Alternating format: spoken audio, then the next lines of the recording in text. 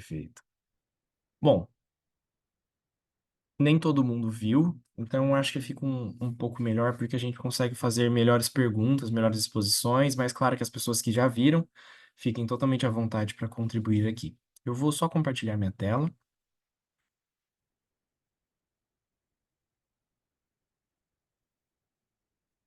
Bom, como eu disse para o Mati agora, o estudo é sobre o oitavo ser o sétimo. E é uma progressão, na verdade, alguns estudos são praticamente, se a gente puder pegar o título, né, o tema, do começo ao fim, seria em torno de 4 ou 5 vídeos. Tá? Nessa oportunidade, eu condensei 2 vídeos. Tá? Não sei se a gente vai conseguir cobrir tudo, mas eu creio que seja de muita valia, principalmente no momento de agora. A gente teve alguns acontecimentos nessa semana, algumas coisas importantes, e seria muito bom a gente estar bem fundamentado nos últimos acontecimentos, tá?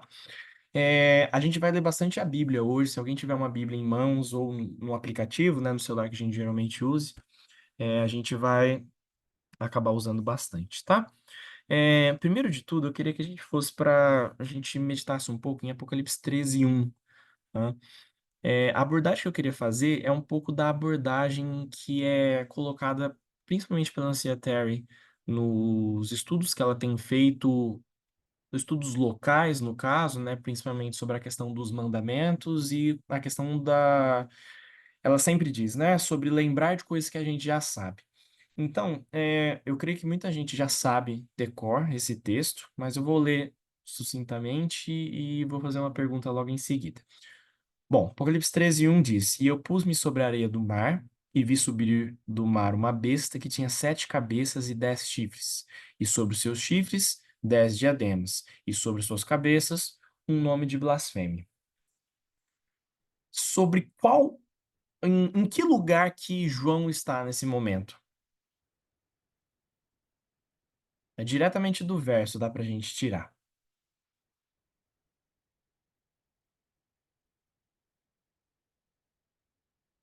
Tá numa praia. Isso, uma praia, né? Ele fala que ele está na areia do mar. Então a gente poderia fazer algo assim, né? Ele, deixa eu tentar representar isso da melhor forma. A gente tem a praia e aqui está João e aqui tem o mar e uma besta.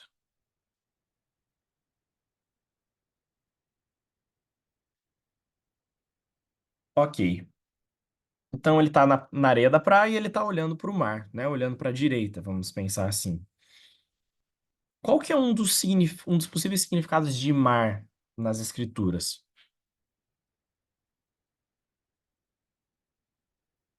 Povos, pessoas. Pessoas. Um outro significado também que a gente tira de Apocalipse 21, principalmente, quando fala sobre o mar.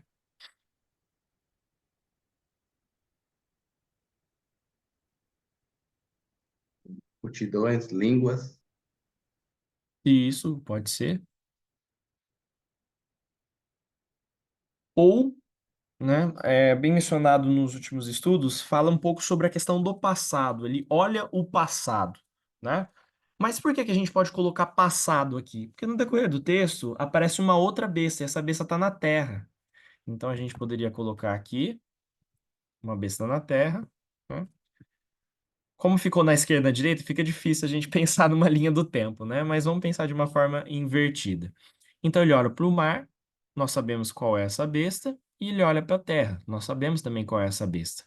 Então ele está olhando primeiramente para as coisas passadas, né? Para uma besta, que depois a gente vai elucidar um pouco mais, e está olhando para uma besta que já é uma besta mais presente, né? Está na terra, se a gente for parar para pensar, está na terra junto com ele, porque ele está na praia, né? Então ele está olhando para 2 momentos históricos. Dadas essas afirmações, e depois no decorrer do texto, a gente vai trabalhar um pouco mais em Apocalipse 17 sobre isso, mas em que ano o profeta João está falando nesse momento, né? Quando fala, e eu pus-me, em que momento ele se pôs na praia? De que ano está falando aqui? Eu acho que até havia já colocado no chat, acho que o Gabriel colocou aqui no chat. 1798. Por que 1798? Gostaria que alguém respondesse.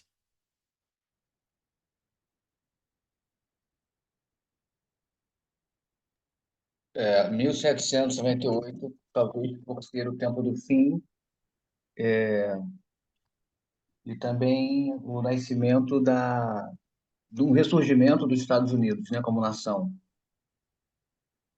Perfeito, perfeito. Então, é uma questão da continuidade do que eu havia falado, né? Ele está olhando para as coisas passadas, para um mar, né? Para o que já passou e pelo que existe agora, né? Vamos pensar assim, é uma ameaça presente, tá? Eu gostaria de revisar uma parte dessa, só porque quando a gente for para Apocalipse 17, a gente pode já, se alguém tiver com a Bíblia, pode abrir. Em Apocalipse 17, 1, a gente já tem uma dificuldade. Em Apocalipse 16, são colocados sete anjos. Esses sete anjos possuem cálices, né? Possuem taças. Essas taças são punitivas, ou seja, lançam punições, né? Lançam algumas moléstias, né? Algumas calamidades. E depois, no capítulo 18, aparece um outro anjo, né? E esse outro anjo tem uma mensagem, né? De que caiu Babilônia. Então, no verso 16, né? No capítulo 16, na verdade, existem punições à Babilônia, e no versículo 18 existe o fim, né? Então vamos pensar a punição e a queda. Só que o capítulo 17, ele apresenta algumas condições bastante específicas.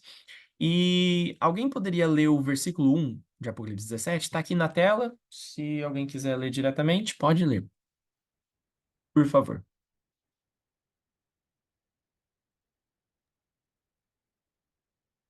Eu posso ler, Pedro. Tá bom, Marcos, pode ler. Obrigado. E veio um dos sete anjos que tinham as sete taças e falou comigo, dizendo: Vem aqui e mostrar-te-ei o juízo da grande prostituta que está sentada sobre as muitas águas. Ok. Novamente, tem as águas aqui, que tirando de Apocalipse 13, né, uma das comprovações que a gente fez antes, a gente pode fazer uma referência ao passado, tá? Pode fazer uma referência aos povos, né, multidões, mas ao passado, uma alusão importante para Apocalipse 13. E um dos sete anjos, né, chega, fala com ele, né, fala com quem? Com João, né? E ele vai mostrar a condenação da grande prostituta. Tá? Uma pergunta rápida, né? A gente já leu diversas vezes Apocalipse 17. Em Apocalipse 17, existe alguma condenação a essa prostituta?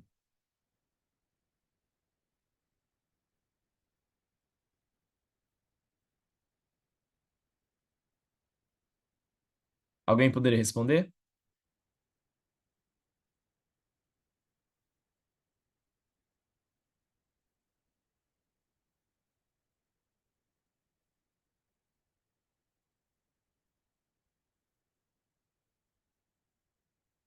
No Apocalipse, no capítulo 17, tá? São 18 versículos.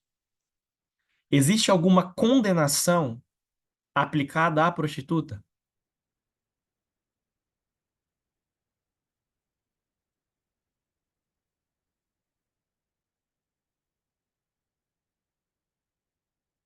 Carolina respondeu não. El versículo 16 fala, tengo en español acá, más fala que hallarán desolada y desnuda y devorarán sus carnes y a comerán con fogo, fala. Uhum. Así que sí. Exato, mano. Ele fala que são os que odiarão, né? Que os 10 chifres são os que odiarão a prostituta e a colocarão desolada e nua, né? Só que ao mesmo tempo, né? Se a gente for decorrer no texto, é algo futuro ainda. Concorda, Matias? Sí, una maldición, profecía negativa. Exato. Nada está sendo aplicado em Apocalipse 17. Concorda?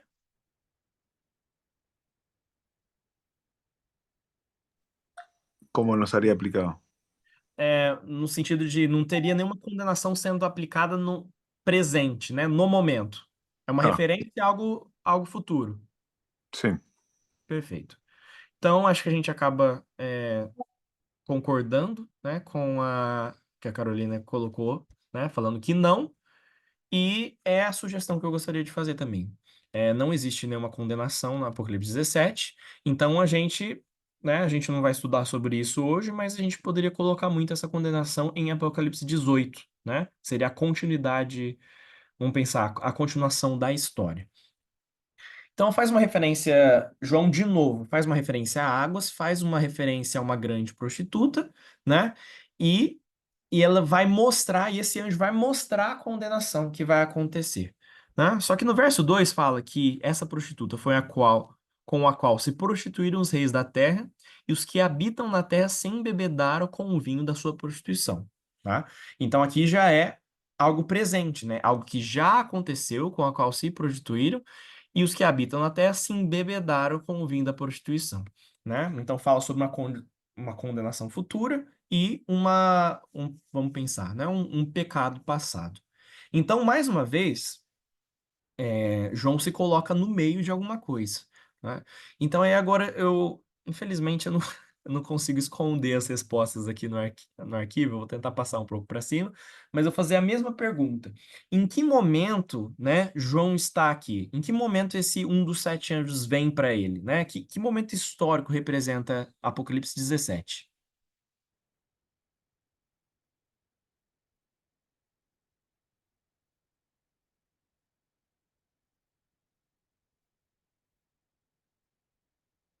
Alguém?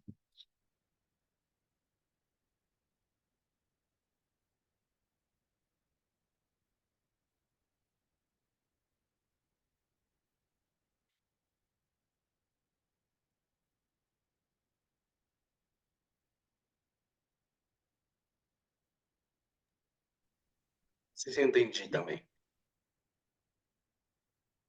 Perfeito. 1798, né? Foi respondido aqui no chat.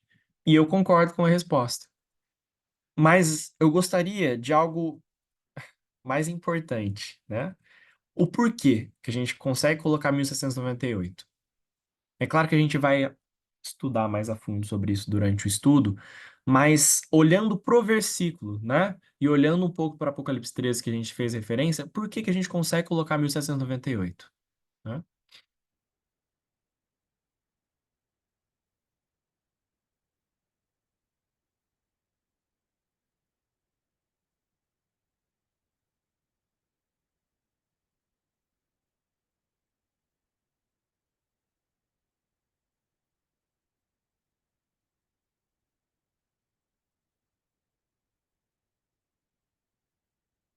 João, eu vou responder, mas Uhum.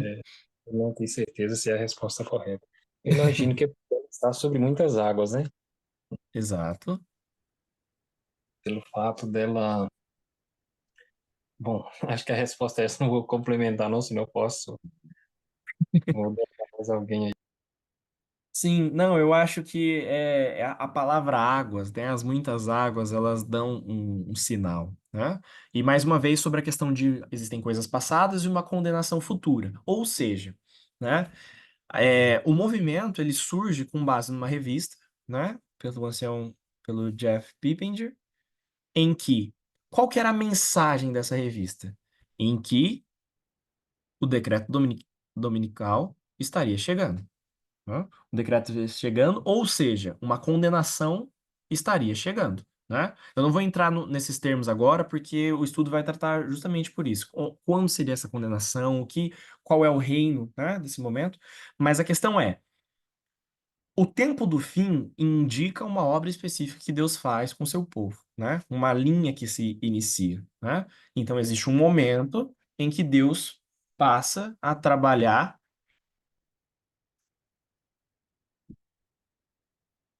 que passa a trabalhar com o povo dele, e justamente nesse momento ele vai indicar uma obra, né? Algo a ser feito. Tá? Então, mais uma vez, João se coloca em um momento em que coisas são apresentadas para ele, então existe um momento em um início de linha, né? E como a gente tirou de Apocalipse 13, né, uma referência às águas, a gente pode colocar novamente em 1798. Olhando para o verso 2, eu vou passar um pouco mais rápido por isso. A gente tem a ideia de fornicação. Fornicação é a ideia de infidelidade, a ideia de oposição ao casamento, que seria algo sacro, né? Algo santo, então a infidelidade seria o direto oposto disso. E quando decorre essa fornicação? A fornicação acontece justamente nos 1260 anos. E é, nesses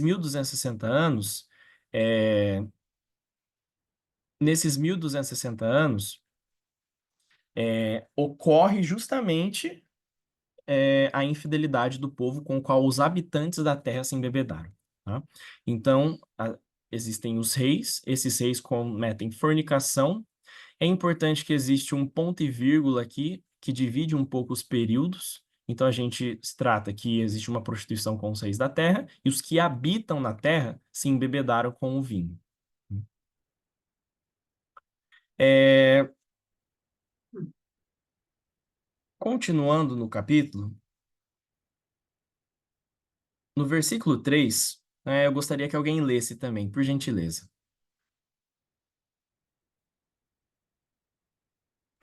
João, posso fazer um comentário?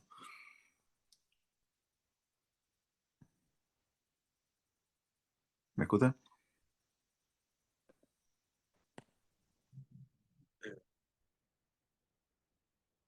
Eu te escuto. Não sei se aconteceu alguma coisa com o João.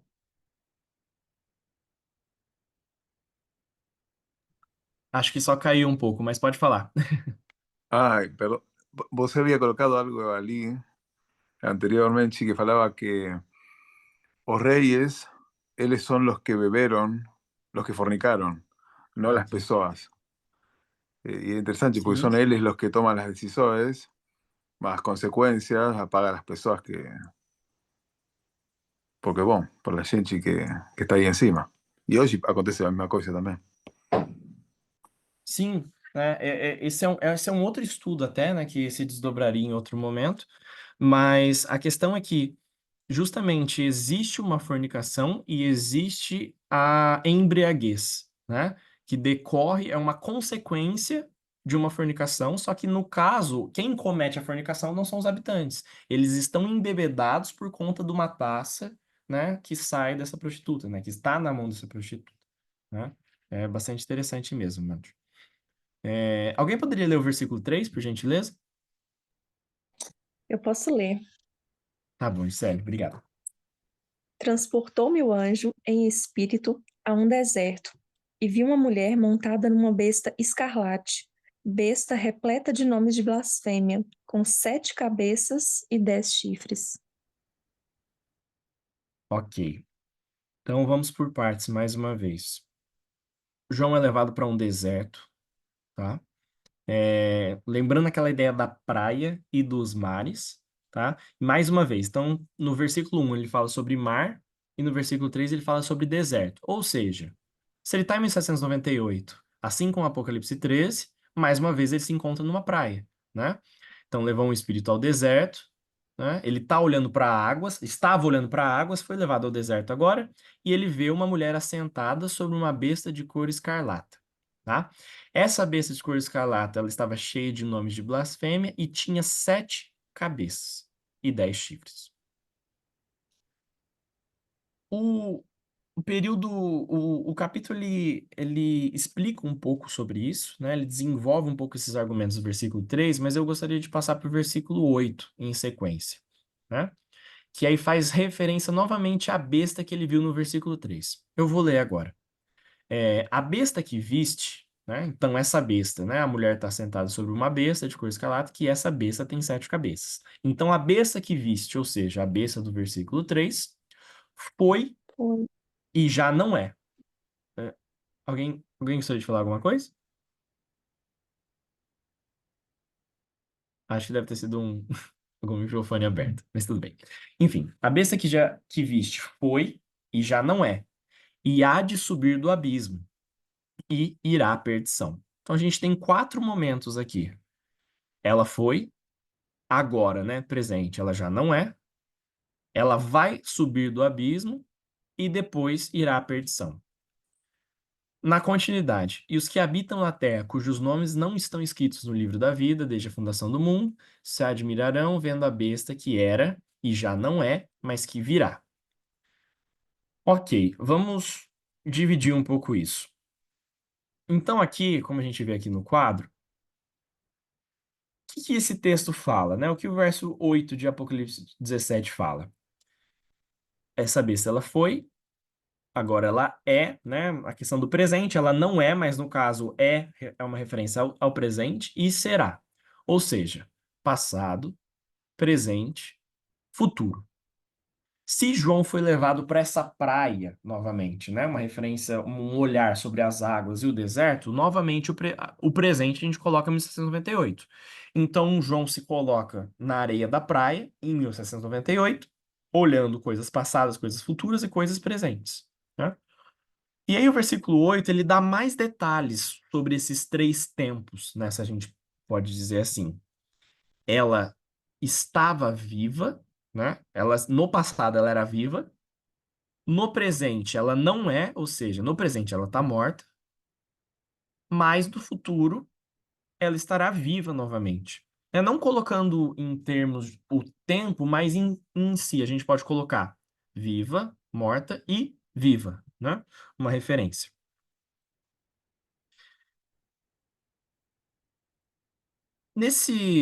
Nessa parte, né, sobre essa questão, a gente estudou já diversas vezes, né, sobre a questão tanto do Rei do Norte quanto do Rei do Sul, a cópia, né, a antítese, o antítipo feito, né, com a comparação entre a morte e a ressurreição. E é muito importante que a gente deixe claro que Satanás, ele copia justamente, né, o povo de Deus e copia principalmente o ministério de Jesus. Então, uma cópia objetiva de Cristo, né, em 31 depois de Cristo, né, com a morte dele, é que ele foi, ele morre, fica 3 dias e ressuscita novamente. Essa palavra abismo, né, subir do abismo é literalmente subir da tumba, né? Ele se levantará da covas, né? Se levantará do túmulo, né? Uma referência direta à ressurreição. Ou seja, era uma vida que se perdeu, né? Estava morta e foi ressurreta, né? Nasceu novamente. E depois irá à perdição. Irá à perdição, a gente conversou um pouco sobre isso antes. Perdição é justamente na ideia de condenação. O Matias fez uma referência ao versículo 16, que fala um pouco disso. O versículo 1 fala também sobre isso, na condenação, e a gente coloca, e aqui é colocado mais uma vez, futuramente, né, essa prostituta, essa besta, né, essa mulher colocada em cima de uma besta, irá à perdição, né, uma destruição após a ressurreição, que a gente consegue colocar em Apocalipse 18, que seria o fechamento da porta da graça. Continuando, né? Isso já são coisas que a gente já vem estudando, né? Não é muita novidade. Mas no versículo 9 são acrescentados alguns detalhes, né, sobre as cabeças que são colocadas antes, no que fala que aqui o sentido é que tem sabedoria, é que as 7 cabeças são 7 montes sobre os quais a mulher está assentada, né? Eu coloquei aqui embaixo, eu vou tentar subir um pouco para esconder, mas qual é o significado, né? Mais uma pergunta, o que montes significa na Bíblia, né? Qual é uma significação de monte ou montanha?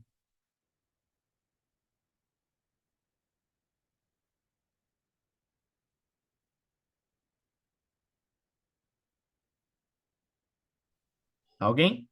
De um reino, reino. Isso. Por quê, Marcos? De onde que a gente consegue tirar isso? Qual seria a sua testemunha?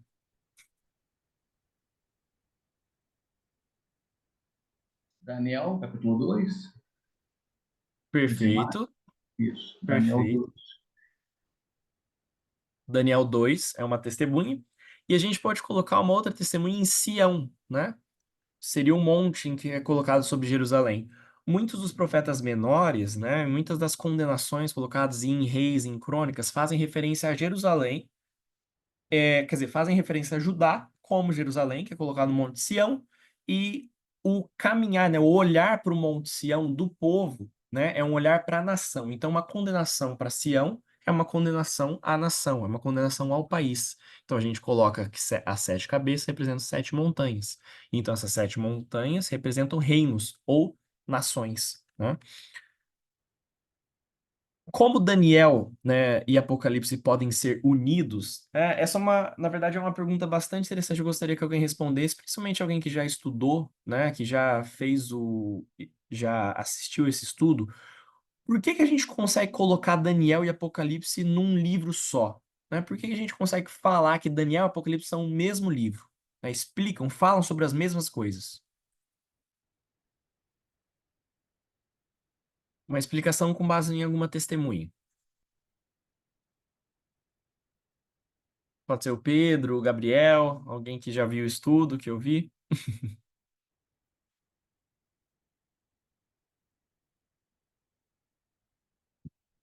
Ou alguém que não tenha visto pode responder.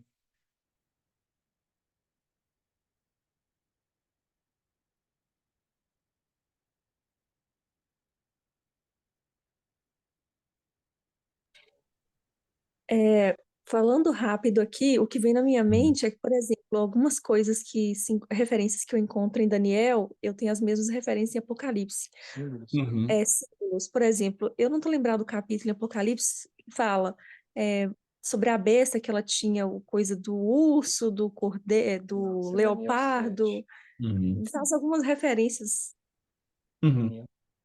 Perfeito, Gisele. Mas e sobre João e Daniel, né? Como que a gente consegue atar essas duas pessoas, né? As experiências passadas por Daniel podem ser as mesmas experiências por João.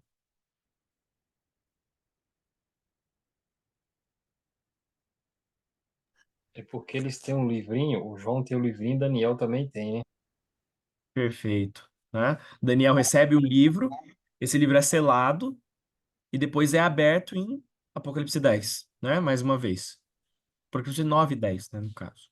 E esse livro é comido por João, né? E aí, numa alusão, esse é um outro estudo também, mas uma alusão direta, né? Que é você é aquilo que você come, né? Aquilo que você ingere e uma comparação óbvia, né? Objetiva entre Daniel e João. Se Daniel e João são a mesma pessoa, então Daniel e Apocalipse são o mesmo livro, falam sobre as mesmas coisas, é o mesmo livrinho, né? Fazem referência aos mesmos poderes. A partir desse versículo 9 surge um grande problema. Alguém pode me falar qual é esse problema? Na verdade, já está apontado aqui, né? Mas qual que é o problema que surge? Em Daniel são colocadas 4 nações, 4, 5 nações, e aqui a gente vê 7, ou seja, de 4 reinos são passados para 7. Ou seja, faltam 3. Existem 3 que a gente não sabe, né? Vamos colocar assim, a gente não sabe quais são esses 3 reinos, porque só foram explicados 4. Né? Então, se a gente, vamos pensar, né? Um cristão na época de João, ele está recebendo o livro de Apocalipse, ele está começando a estudar isso. Ele só tem ideia de 4, ele ainda não tem ideia sobre, né? Mas vamos pensar, ele já tem ideia sobre 4 reinos, né? 4 países, né? 4 nações, mas ainda faltam 3. Continuando a ver um pouco disso, a gente vai precisar entender quais são esses outros 3 reinos. E no versículo 10 a gente traz algumas outras informações, tá? A explicação que a gente já tinha dado sobre os montes, que esses montes são também 7 reis, em que 5 já caíram. Um existe e o outro ainda não é vindo. E quando vier, convém que dure um pouco de tempo. Nisso, mais uma vez, a gente coloca mais uma testemunha para colocar Apocalipse 17 em 1798. Por quê? Porque em 1798, 5 reinos de fato já caíram, um existe, um surge em 1798 e outro ainda não é vindo, ou seja, outro ainda é futuro, ainda é esperado, né? É profético, né? Mas quando vier, convém que dure um pouco de tempo. São outros termos, são um outro tema também, mas esse pouco tempo, se a gente for ver, né, se a gente for continuar a leitura do livro de Apocalipse, a gente pode ter que esse pouco tempo é 1 hora, né? Esse último reino dura por 1 hora. Então, unindo Daniel 2 com Apocalipse 17:10, a gente consegue colocar esse diagrama. Ou seja, existem 7 reinos. Desses 7 reinos, 5 já caíram Apocalipse 17 fala a partir da queda dos 5 reinos, em que a gente encontra Babilônia, Medo-Pérsia, Grécia, Roma pagã, Roma 1 e Roma 2, Roma papal. Agora é o tempo do reino 6. João está em, vamos pensar, João está falando, né, profeticamente dentro do reino 6, e é importante que no versículo no versículo 3 fala que ele é levado em espírito, ou seja, não era sobre o tempo presente dele, ele é levado em espírito ao deserto. E o reino 7 vai durar por pouco tempo, é um reino futuro, né? Na continuidade do capítulo, até aí, alguma pergunta, algum comentário que eu gostaria de fazer? Isso é só uma revisão, essa parte ainda. João, Ninguém? oi. Oi, Só pode para falar, Marcos. só para tirar uma dúvida aqui, ou talvez esclarecer, Claro. você rapidamente aí, você agora mencionou o verso 3, né? Isso, Quando é levado em espírito ao deserto. Você aqui então está se referindo a 1798, é isso? isso. Ah, ok, então.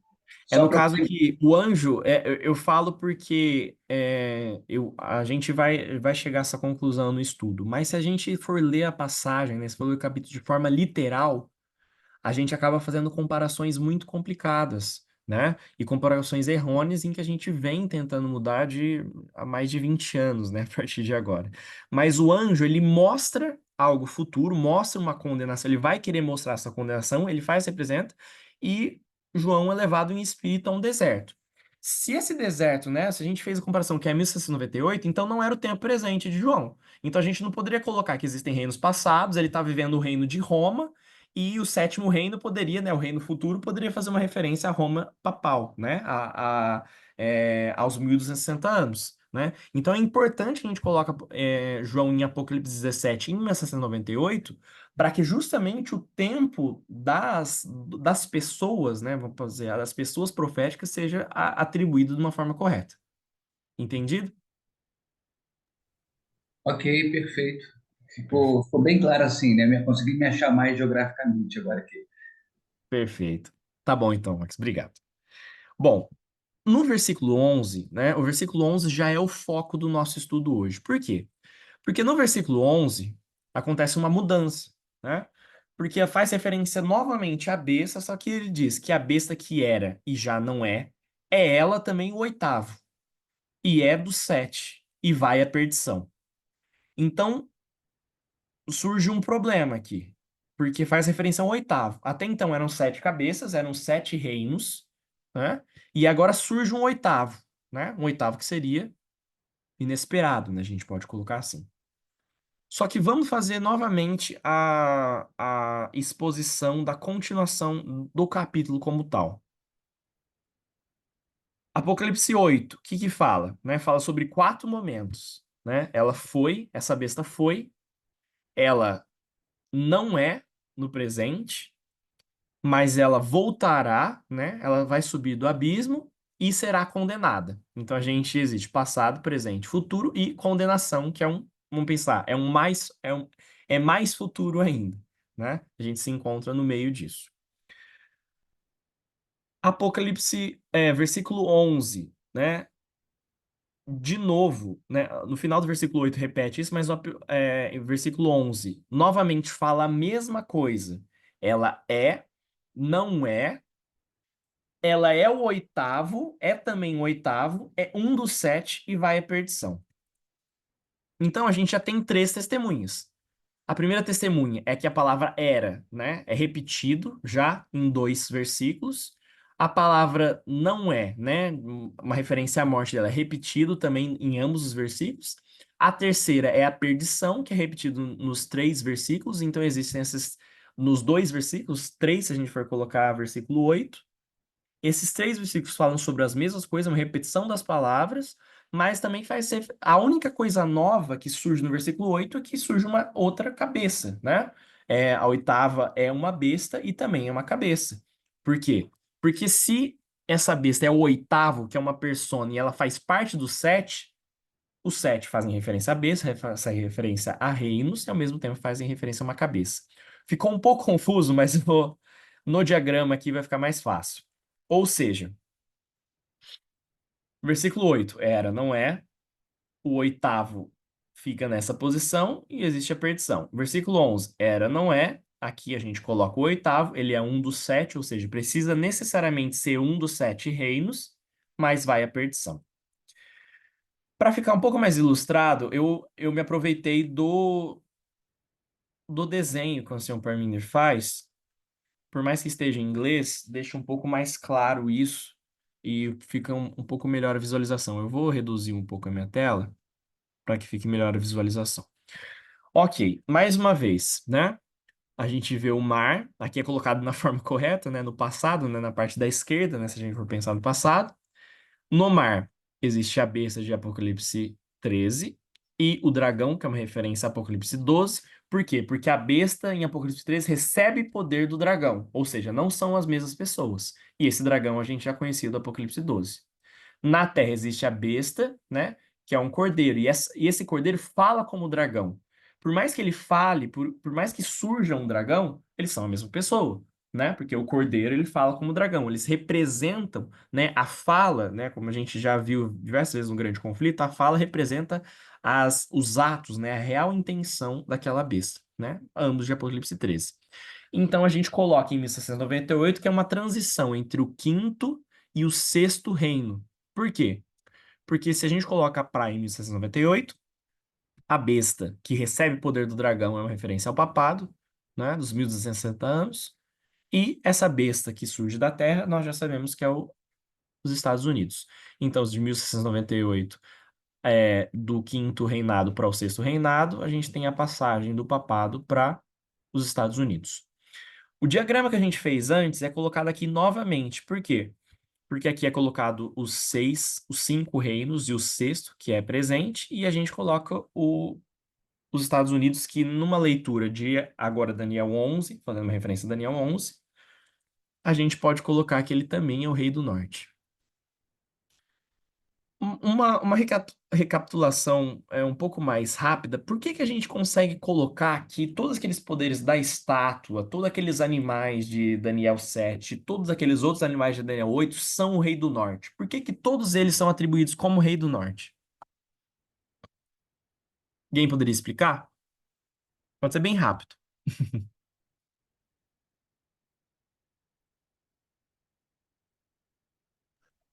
Porque son reinos que pegan o poder y autoridade dos outros reinos anteriores. Perfeito, Mati. É justamente isso. É uma explicação bem sucinta. E se a gente for fazer uma referência direta a Daniel 8, né? Daniel 8, um animal mata o outro, né? E esse sangue é passado de um para o outro, uma referência ao santuário. E o sangue, né, representa a vida, né? Faz uma referência direta à cultura também, como a Terry já reiteradamente diz sobre. E então esse sangue é passado de uma nação a outra, a cultura é passada de uma nação a outra, né? E depois em Jeremias a gente vê um pouco mais sobre isso. Exato, o Marcos fala sobre uma continuidade do paganismo, e se a gente colocar, né, numa explicação um pouco maior, né, a questão do contínuo, justamente o estudo sobre o contínuo, de você entender que a destruição do contínuo em Daniel 8 não é uma questão de uma expiação, né, o trabalho de Cristo no céu, você entende que é uma passagem de nações e nações, né, da cultura de nações e nações, tá? E uma referência direta a Daniel 11:40, 1698 é o mesmo marco, né, o mesmo ponto do fim de 1989, né? Numa transição entre reis do norte, mas principalmente numa mudança, né?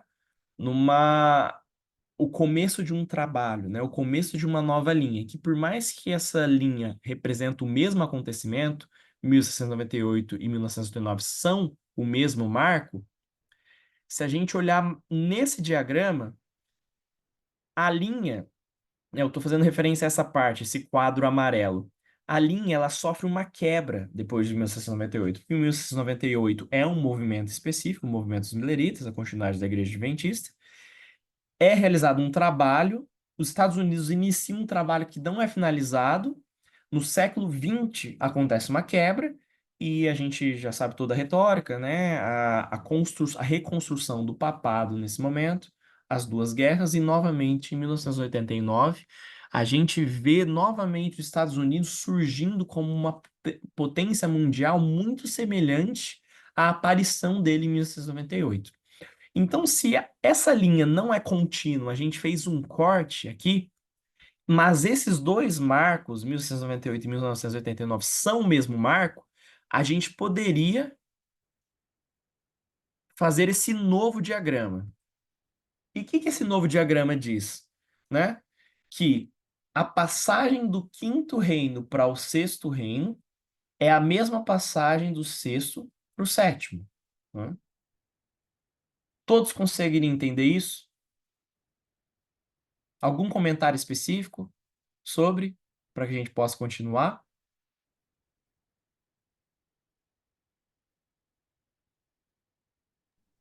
Houve uma quebra na linha.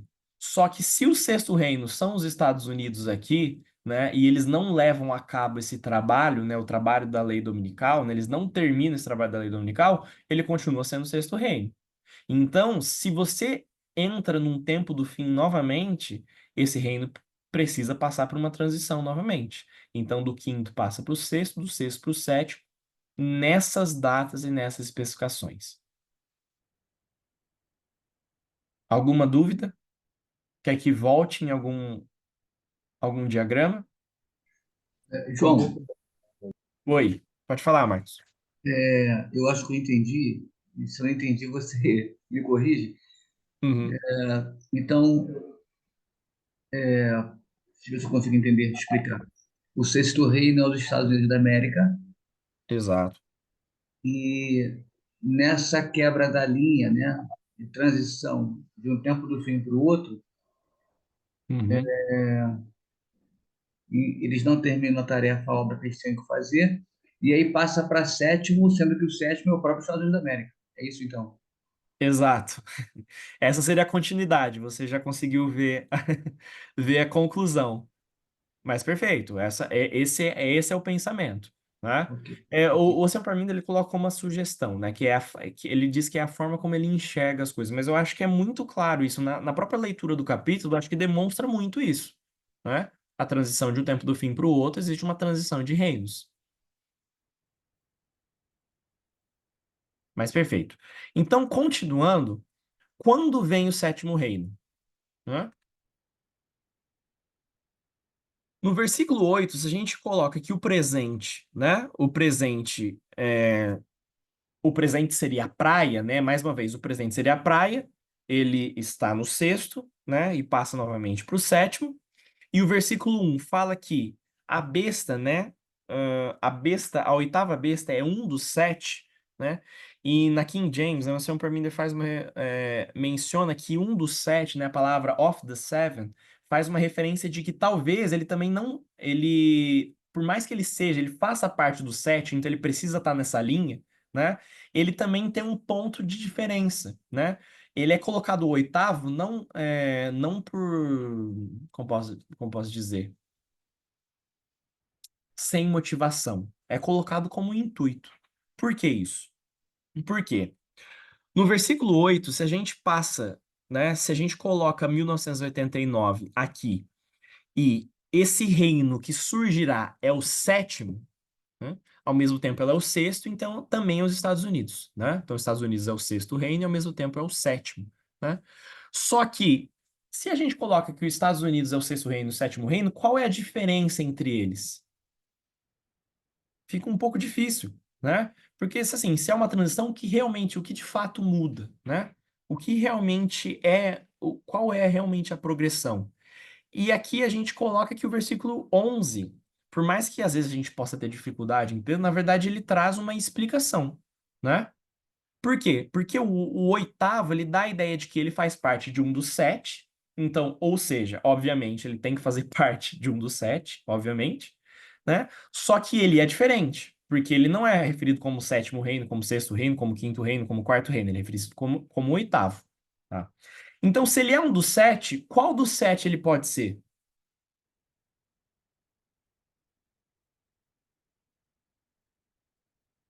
Aqui eu trouxe um pouquinho uma explicação. Ele não pode ser o sexto, por quê? Porque o sexto ele já não é, né? O sexto está morto, né? E ele também não pode ser o sétimo, né? Nessa explicação, porque o sétimo a gente já sabe que é a explicação, né? É a transição, mas o oitavo dá a ideia que tem algo diferente. Então, como que esse algo de diferente, né? Essa proporção diferente é uma explicação do quê? Se João não quer demonstrar novamente que esse oitavo reino, como é o sétimo, ele quer demonstrar uma coisa. Ou seja, se ele não pode fazer uma comparação com o sétimo e nem com o sexto que está morto, ele tem que ser um dos cinco. Ficou muito confuso? Eu vou continuar. Eu acho que ficou um pouco É, confuso. tem uma coisa que fica confusa para mim. Exato. Eu vou continuar de novo. Tá. O oitavo reino, vou voltar no diagrama aqui em cima. O oitavo reino, né? Ele aparece aqui no mesmo lugar que o sétimo reino aparecia no versículo 8, ou seja, que é aquele reino que virá. Por quê? Porque João está sendo colocado aqui em 1698. 1698 é a transição do quinto reino para o sexto. O sétimo virá e depois virá a perdição. Se no versículo 11 faz referência ao quinto reino novamente, que é o Era, faz referência ao que não é, que é o sexto reino, e faz referência ao oitavo, então o oitavo é o sétimo. Porque depois vem a perdição novamente. Então o que substitui o sétimo aqui? É o oitavo.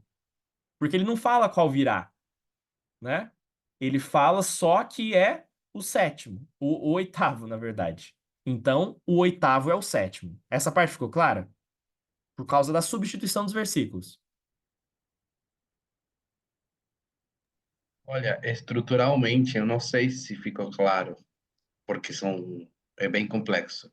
O que me ajuda, sempre me ajudou foi, tá, Aham. esse oitavo é uma invenção. Ele tá aí Uhum. só para, a forma que eu entendi, né?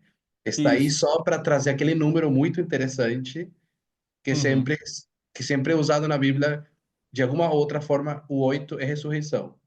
Exato. Perfeito. Então, É isso que eu eu queria fico tipo, trazer. tá, tu inventou o número 8, tu Uhum. enfiou o 8 aí. Exato. Mas quando eu vejo, é porque tu quer que a gente pense e lembre que isso aqui é um evento de ressurreição. Daí eu consigo já juntar o 7 e o 8. Legal. É o Exato. sétimo, mas ao mesmo tempo é o oitavo, porque eu quero que tu saiba que ele ressuscitou.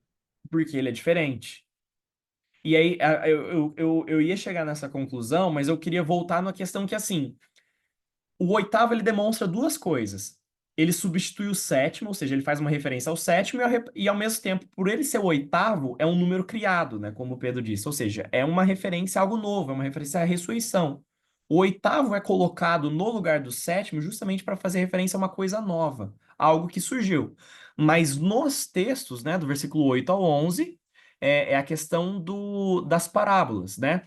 Se no versículo 8 a gente tem era, não é e virá e depois perdição, e o versículo 11 faz referência a era, não é e perdição, obviamente o oitavo ele substitui o virá, que o virá é uma referência ao sétimo. Então vamos colocar sétimo aqui, que fica mais fácil. Nesse caso, então, não terá o oitavo. Ele é o sete ao mesmo tempo? Exato. O oitavo é o título do estudo. O oitavo é o sétimo, tá? Só que ao mesmo tempo, por que que o oitavo foi? É justamente isso. A gente está tentando entrar na mente, né, de João. É claro que a luz avança e, obviamente, a gente está chegando a conclusões que ele não poderia ter chego, né? Mas por que que o oitavo por que que é colocado um oitavo, sendo que a besta só tem 7 cabeças? Em nenhum, o que eu quero deixar claro é que em nenhum momento no capítulo e, na verdade, nem Daniel, nem Apocalipse inteiro faz referência a uma oitava cabeça. Não existe. Não existe nenhuma besta de 8 cabeças e não existe nenhuma. A prostituta não faz referência à oitava cabeça, não faz referência a 8 montes. Em nenhum momento em Daniel ou em Apocalipse faz referência a uma oitava cabeça. E o versículo 11 fala justamente que é um dos 7. E aí Ô, entra. Oi, pode falar. desculpa te interromper. Eu Não, acho imagina. que essa última parte que você falou e faz todo sentido pelo fato da besta ser uma testemunha, a besta de 7 cabeças ser uma testemunha. Exato, né? Porque se a gente pensa num novo poder, né, uma nova nação, né, vamos falar assim, uma nova nação, então essa besta deveria ter criado uma oitava cabeça. Não é? Sim, é o que eu penso, que eu estou pensando no momento, mas estou aqui ruminando. Exato, teria que criar uma oitava cabeça. Só que a gente olha novamente na transição, né? 1, 2, 3, 4, 5, 6. O sétimo é o que virá. Mais uma vez, João se encontra aqui, na transição entre o quinto e o sexto. Se é a transição, então o quinto morreu, o sexto existe, o sétimo virá. Versículo 11 fala o quê? Que aquele que virá, na verdade, é o oitavo, só que esse oitavo faz parte de um do sétimo. Se João está vendo, né, vamos pensar, em espírito ele foi levado ao deserto. Se João está vendo o sexto e esse sexto ele não é no momento, ou seja, ele desapareceu, ele morreu, né? Ou seja, ele era, morreu e vai ressuscitar. Se ele não era, mas o sétimo, a gente já sabe que o oitavo é o sétimo, então ele está fazendo referência a um dos cinco. Se ele é um dos sete, então ele tem que fazer referência a um dos cinco, porque ele não pode ser o sexto, porque o sexto morreu, e o sétimo seria uma repetição. Ele já falou que ele é o sétimo. Mas quando ele menciona ele é um dos sete, ele precisa necessariamente ser um dos cinco. Tá, essa é a parte que eu fico bem confuso.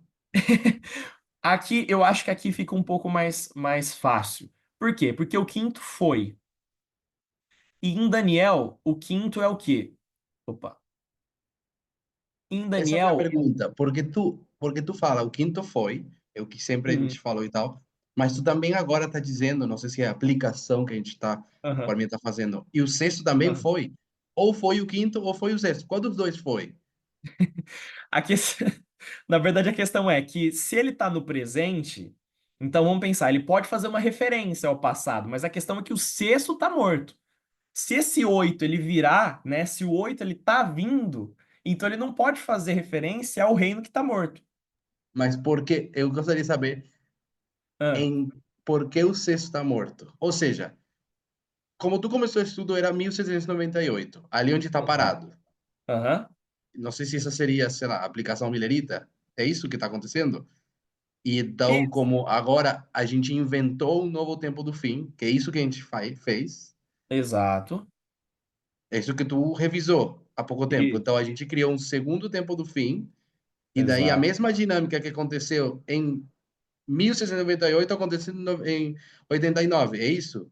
Mas quando exato. tu me fala para mim que lá atrás, em 1798, o que Uhum. era o quinto, e tu disse, ele estava morto. Tá certo? Estava morto. Se está parado Na em verdade, 98. foi um mau uso da palavra, na verdade. É um passado, eu queria dizer. O morto realmente é o sexto, né? O quinto passou. Hã? Tá, aí é minha pergunta.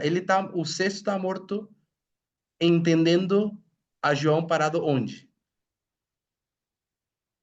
Uma referência a 1698 no caso de que, se ele tá na praia, tá fazendo referência a esse reino, e aí ele viu e fala que esse foi, ele não é, mas voltará a ser. Ou seja, ele não é, ele não existe, ele morreu. Ele voltará a ser, ou seja, ele vai ressurgir. Ele vai passar por uma ressurreição. Ou seja, ele tá morto no momento. Mas em 1798, o sexto não está morto, né? Isso, se João estivesse vivendo em 1698, ele estaria presente. Mas no caso é a questão. Ele está em 1698 fazendo apontamentos sobre o sétimo reino. Esse Ah, sétimo reino chegando, o sexto estaria morto. Seria essa a referência. ok, ok. No puede llegar al séptimo hasta que mora el sexto. Isso. É justamente isso. Se todos os sete reinos, vamos pensar nos cinco, na verdade. Se todos os cinco eles surgiram por causa da morte do anterior, e aí João está olhando, ele vai olhar futuramente sobre a condenação do sétimo. Ou seja, ele está na transição. Então o sexto morreu. Vamos tirar 1698 da cabeça, vamos colocar 1989. Ele está em 1989, ou seja, o quinto era a época em que aquele reino que está morto, ele estava vivo, ele estava atuando, ele estava realizando feitos, vamos pensar assim. Em 1989, ele se encontra morto porque ele passou para o sétimo. Fica melhor agora, Pedro? Ah, mas sucesso tá vivo. Não a partir de 1989. Isso. Isso, perfeito. Então é isso. É, né? É que a questão é que ele se colocar na praia, ele se coloca num período de transição. Mas se a gente olhar no plano, né? Colocando 1989 aqui, né? Ele está fazendo referência sobre 5 reinos, né? O quinto, ele atuava, ele estava vivo. O sexto está morto, a besta está morta no momento. E aí ele está falando sobre o sétimo. Esse sétimo é também um oitavo. Por quê? Porque ele ressuscitou. Ele ressuscitando, ele tem um critério de novidade, né? O Parminder faz uma referência direta a Jesus, né? Que aí Jesus fala: Jesus era o mesmo depois que ele se ressuscitou? Não, Era a mesma pessoa, né? Pode falar, Renildo, acho que abriu o microfone. na verdade eu falei que não. Mas pode continuar, João, tá muito bom. O quê? Não, pode. Mas era algum comentário ou era uma pergunta? Não, que você tinha falado que se Jesus era o mesmo, Aham. nós estamos simplesmente olhando o mesmo símbolo de uma forma diferente. Eu respondi que não, não era o mesmo. Aham. Não, mas a questão é que por mais que ele fosse o mesmo Jesus também, tanto é que os discípulos reconhecem, só que ele estava um pouco diferente. Como ele estava um pouco diferente, que Jesus fala: olha as feridas, podem me tocar, podem me sentir. Eu não sou aquele, né? Não sou Jesus. Então ele é o mesmo, só que ele é diferente. Isso é o efeito da ressurreição. Entendi, Concorda? Ou não? concordo. Agora eu entendi. Que eu estava simplesmente olhando um ponto diferente por Jesus ter ressuscitado, glorificado, né? Mas ele é o E, mesmo. exato, né? É o mesmo, né? E aí eu vou chegar numa pergunta, né? Agora, né? Vou chegar na pergunta que fundamentou esse estudo, né? E eu achei que eu ia conseguir chegar em Jeremias, mas acho que seria impossível. Que Jeremias traz um contexto muito maior sobre isso, explica um pouco sobre a transição, né? Mas s- se a gente coloca que ele precisa ser um dos 5, né? Se esse oitavo ele precisa ter um caráter dos 5, e esse quinto foi único, né? O reino passado, a gente consegue fazer uma transição do quinto para o sétimo. Por quê? Se o quinto é o sétimo, assim como a demonstração das igrejas, assim como a demonstração desses reinos, né? E assim como os outros estudos, né? Outros vários estudos que a gente faz, né? Tanto sobre a parte de Pirro, né? Sobre a parte romana. Então a gente faz uma transição, né? Do quinto para o sétimo. Ele pode representar o mesmo reino. E aí a gente volta naquela questão. Todos esses 7 reinos, eles são o rei do norte?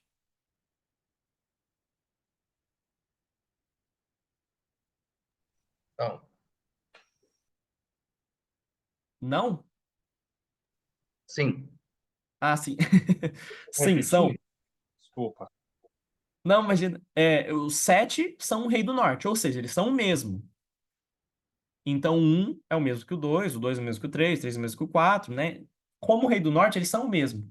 Só que ao mesmo tempo eles são diferentes, porque o sétimo, ele é um reino que ressuscitou. Então, o quinto é um sétimo. E aí, qual é a conclusão que a gente tinha, né, na nossa modalidade de pensar em um decreto dominical físico, né, um decreto com base no sábado? O que isso nos faz pensar, né? Que então o papado seria o sétimo reino. Porque se a gente interpreta, né, Apocalipse literalmente, né, e nisso recai um erro muito grande que a gente possuía antes da metodologia. Por quê? Porque se a gente for interpretar só essa parte como literal, a gente deveria interpretar todas as partes como literal. Então, a guerra do Armagedon é uma guerra literal que acontece em Israel. É, as bestas, né? Outra parte literal, né? Seria sobre a passagem de reis. Então, são 7 reis, ou seja, são 7 pessoas que passam, né, em Apocalipse 17. Se a gente for interpretar de forma literal, literalmente a gente precisa interpretar o livro inteiro. E a gente não consegue fazer isso. Então, a gente não consegue colocar que esse quinto, né? Esse quinto reino é o mesmo que o sétimo. né? Por quê? Porque por mais que ele seja a mesma classificação, ele continue sendo rei do norte, porque o quinto, o sexto e o sétimo continuaram sendo rei do norte, o sétimo ainda é diferente. Ele precisa ser uma outra pessoa. Então, o que que a gente consegue colocar aqui? Os Estados Unidos, como sétimo reino. Opa. E por que que ele é igual ao sétimo, mas um pouco diferente? E aí já entra numa conclusão que não chegou no estudo, mas eu acho que caberia a gente falar aqui, porque foram levantadas várias dúvidas que realmente são com base na conclusão. O sétimo reino, né, como é um símbolo de ressurreição, qual que foi a pergunta, né, que fundamentou o estudo? Se o oitavo reino era o movimento do decreto dominical. E o que que vocês acham sobre isso? Quem poderia me responder essa pergunta? O oitavo reino é o movimento do decreto dominical?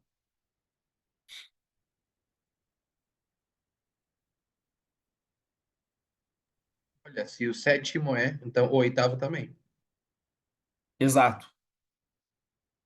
Ele é o mesmo.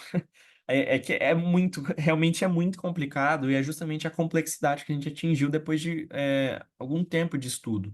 Mas se o oitavo é o sétimo e o sétimo é o movimento da lei dominical, ele é a mesma coisa. Só que por que que é colocado como o oitavo? Porque ele é um pouco diferente.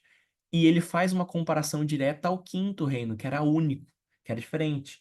E como tem uma prostituta em cima de uma besta e essa besta possui essas cabeças, então você percebe que a religião assume um papel interessante, né? Assume um aspecto importante.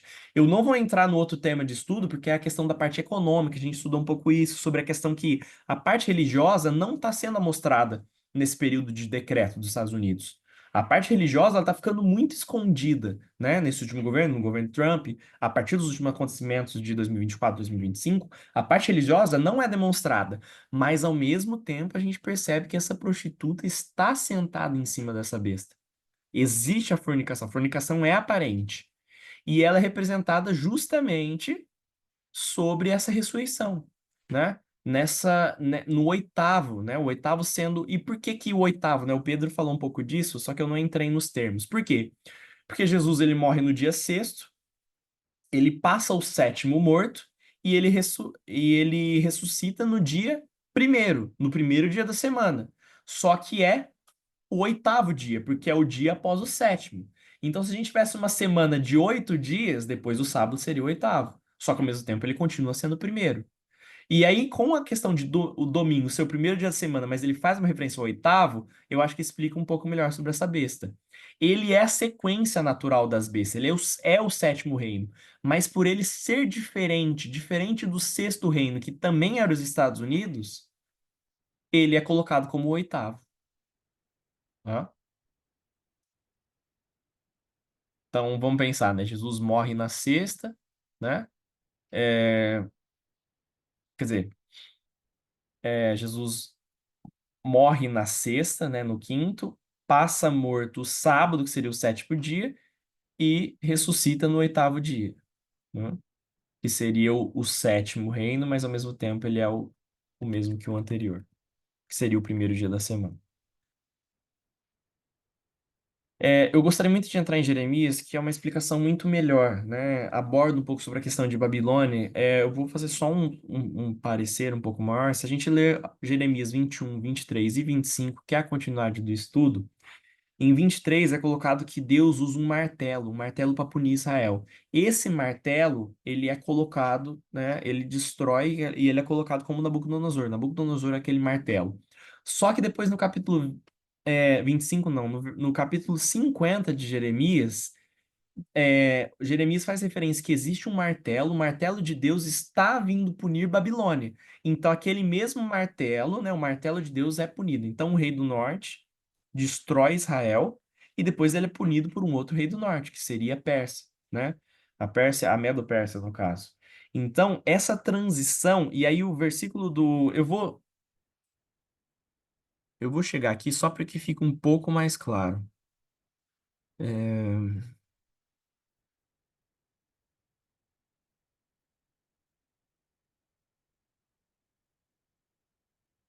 Aqui.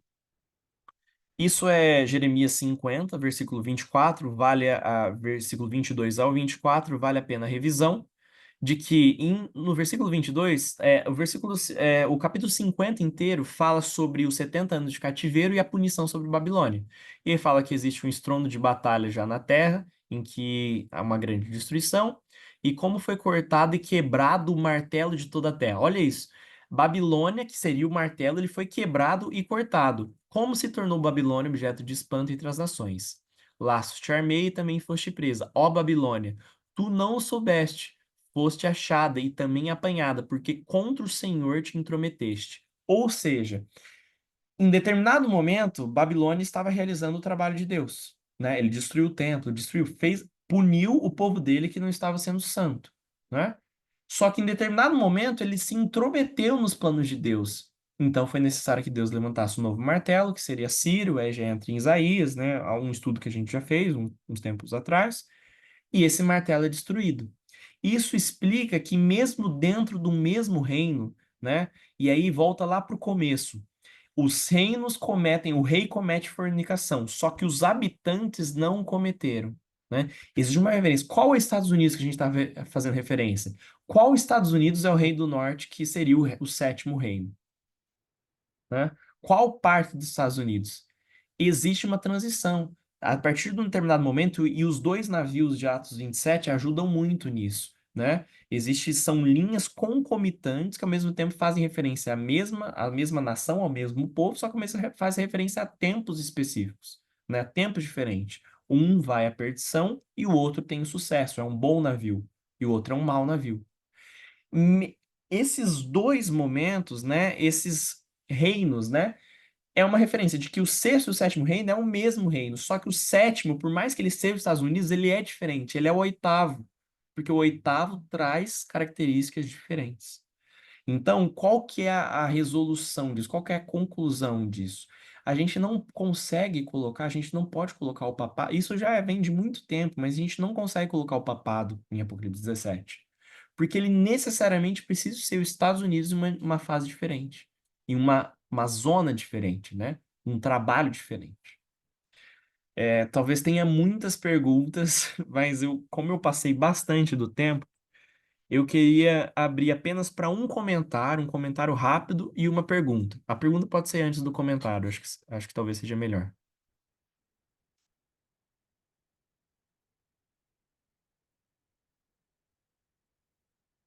Alguém teria alguma dúvida, alguma pergunta? Realmente é muito difícil, é muito complexo, mas eu acho que essa imagem ela deixa mais fácil, né? Eu vou deixar aqui para caso alguém queira revisar alguma coisa. Eu vou mandar o arquivo no grupo, tá? Também. João, Oi. só para um comentário rápido aqui, de repente não Uhum. atrapalhar, Não, mas realmente não é um estudo muito fácil, mas pelo que eu venho percebendo e acompanhando aqui, também não está tão mais difícil como já foi. sim. Eu percebo que o contexto das linhas, né, parábolas, ele tem nos ajudado bastante a compreender o que realmente Deus quer nos ensinar para esse momento importante que a gente está vivendo. Uhum. Então, assim, eu repito, eu acho que realmente não é tão fácil, não é simples, né? Mas, ao mesmo tempo, pelo menos assim, para o movimento, não está tão mais difícil, Uhum. obscuro, né, em função do que a gente já vem estudando já há algum tempo, né? E as Exato. linhas vêm clarificando isso para a gente, graças a Deus. Claro, é a ideia da plataforma, né? A gente já está em cima de uma plataforma. É claro que a gente precisa rever e desconstruir muitas coisas, muitas ideias. Só que eu acho que a parte mais fácil também é que agora, antigamente, a gente precisava estudar sobre muitas coisas passadas, coisas que a gente não viu, né? Coisas que a gente adquire a partir somente do conhecimento. Agora já é uma referência a algo presente, né? A gente está passando por esse momento, né? É, o estudo é muito bom. Eu vejo lógica. É claro que eu não consigo explicar, mas assim, tá aí, eu consegui entender Uhum. Mas um ponto que confirma isso também, que a gente aprendeu que os Estados Unidos, com a igreja protestante, eles vão fazer uma imagem à besta passada, ou seja, a besta que passou, que é o papado, como a gente entendia que era a Roma papal, ela não vai ressurgir mais. Então, os Estados Uhum. Unidos vai fazer uma imagem, que, ou seja, vai fazer a mesma coisa, uma fornicação de igreja com Estado. Uhum. Acho que esse ponto Uhum. ajuda a gente a confirmar que esse estudo que você passou, que o Parminder passou, é um estudo que a gente precisa de entender. Na verdade, é um quebra-cabeça, Uhum. não é uma coisa fácil, mas que leva a gente a sentar e a treinar o nosso cérebro a formar coisas diferentes para a gente compreender de fato o que o profeta está querendo transmitir para a gente. Não o que a gente aprendeu com a tradição do passado. A gente tem que desconstruir essa ideia e formar com aquilo que a gente já tem. A gente já Uhum. tem base para compreender esse estudo aí, Sim. né?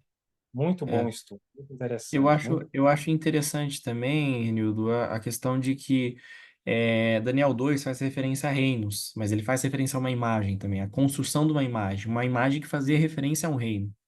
E a explicação desse reino é justamente essa imagem. Existe os estudos do Touro Apis, né, elucidaram muito isso, mas a questão é que assim, o ídolo, né, a imagem, ele não traz só uma aparição, né, uma ilustração, mas ela traz um caráter com ele também, né? Então, se eu coloco uma imagem que faz referência a uma coisa passada, ao mesmo tempo eu estou demonstrando um caráter. O caráter daquilo é exposto, né? Então, acho que isso ajuda também. Bom, eu sei que é um estudo difícil, é bastante complicado, é bastante avançado, só que isso está sendo ainda, né? É o que eu falei, Jeremias explica mais um pouco disso, tem mais 2 estudos a partir daí que eu nem coloquei no arquivo, que poderia ajudar um pouco mais também a gente, mas eu espero que tenha sido explicativo o suficiente. Vou parar de compartilhar. Espero que tenha sido. Acho que o Matias está com a mão levantada, pode falar, Mati. Simplemente un breve comentario. Hay un tema, ainda no está traducción, es de Guadalupe, de 19 de abril, onde vai falar sobre igreja e Estado. E para mí vai falar que antes falamos de igreja, logo o Tess mudou e falou cultura, e agora Terry fala nacionalismo. Así que ya es una forma diferente de ver las cosas. Simplemente faz esse comentário. 19 de abril, Guadalupe. Perfeito. Mas, não, perfeito. Eu acho que ajuda também, né? A ideia sobre o globalismo e o nacionalismo. São representações de poderes mundiais do mesmo jeito de poderes com amplitude mundial, só que são 2 coisas totalmente diferentes. E isso demonstra perfeitamente a transição. E aí, acho que um pouco do que o Pedro tinha entrado, em 1798, os Estados Unidos estava passando de uma nação eh, globalista para uma nação nacionalista. Mas a linha foi cortada, né? Infelizmente, não houve a continuidade. Mas, justamente na transição do sexto para o sétimo reino, você vê uma diferença brutal entre como posso dizer, a efetividade das atitudes de uma nação, né? A passagem de uma ideia globalista para uma ideia nacionalista. Partem do mesmo princípio? Sim, se a gente for parar para pensar, partem do mesmo princípio, só que são imagens, né? São caráteres totalmente diferentes. Hum. Bom, queria agradecer, né, a oportunidade de estar aqui mais uma vez, mas antes de qualquer coisa, vamos encerrar com uma oração.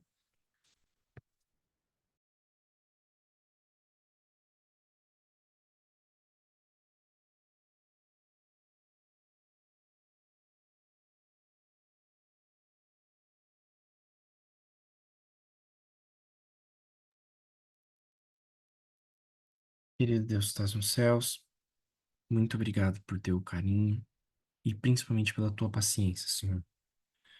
Estamos nessa linha há mais de 30 anos, estamos aprendendo pouco a pouco sobre isso, estamos visualizando porque o Senhor já tem nos concedido os eventos no nosso tempo presente, há muito tempo.